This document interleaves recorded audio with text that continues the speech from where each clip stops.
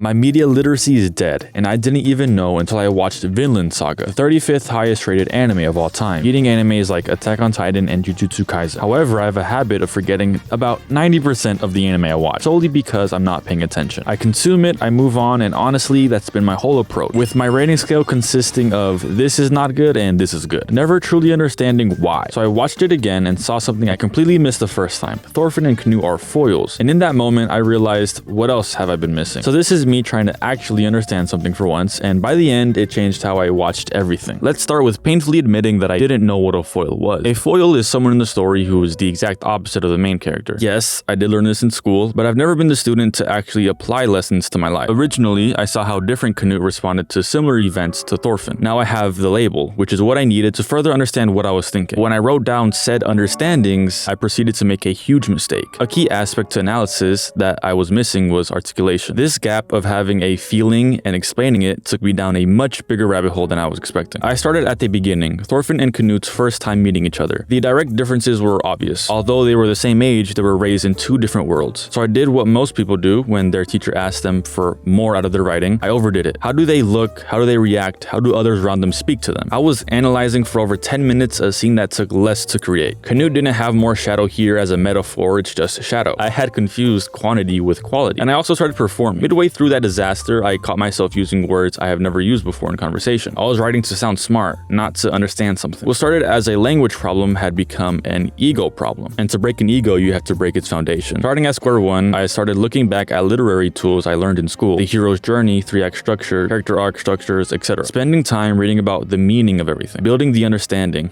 Golden word, understanding. Rewatching season 1, you realize that Thorfinn starts as a supporting character in someone else's revenge plot, and doesn't become the protagonist of his own life until that person is already dead. And Canute isn't a clean foil like the Batman or the Joker, or Superman and Lex Luthor. So after all this, I finally get to the main question. What does this character want, and what do they actually need? Thorfinn wants revenge. He wants to kill Askeladd. Every action he takes for an entire season is in service of that singular, all-consuming want. What he needs, and what he cannot see until the revenge is taken from him, is purpose beyond violence. When Askeladd dies at someone else's hand, he gets nothing. The want is permanently unfulfillable, and without it, he collapses. Canute wants control. He wants to reshape a world that has always been filled with war and violence. Personally, I think he wants a genuine human connection, like his relationship with Ragnar, someone who was sacrificed on his way to the throne. He gets exactly what he wants, which is power, and it costs him exactly what he needs. Technically, he didn't really want it, but it was kind of forced upon, So they're not just opposites, they're two answers to the same question. What happens when your driving force is removed? Thorfinn loses his, and Canute achieves his. In the end, both end up broken. I only realized this once I stopped to think, why? Then I almost didn't make this video because I saw other people put this exact same thing in a better way than I ever could. I knew I wasn't going to be original, but when you see someone do it better, you wonder if you should even be making it. But media literacy isn't about having thoughts no one has ever had before. It's about arriving at understanding through your own process. I never did this to become the next great reviewer, but the goal was always to just understand what I was consuming and to go deeper into what I watched. The point isn't that I'm suddenly super great at analysis. It's that I was never incapable of analysis. I was just asking the wrong questions. Is this good and is this bad are dead ends. They don't lead anywhere. I think the key is to alter questions just a little bit, so it opens up to different kinds of answers. Media literacy isn't about knowing more words, it's about knowing which questions to ask. And once you have the question, the analysis isn't hard, it's just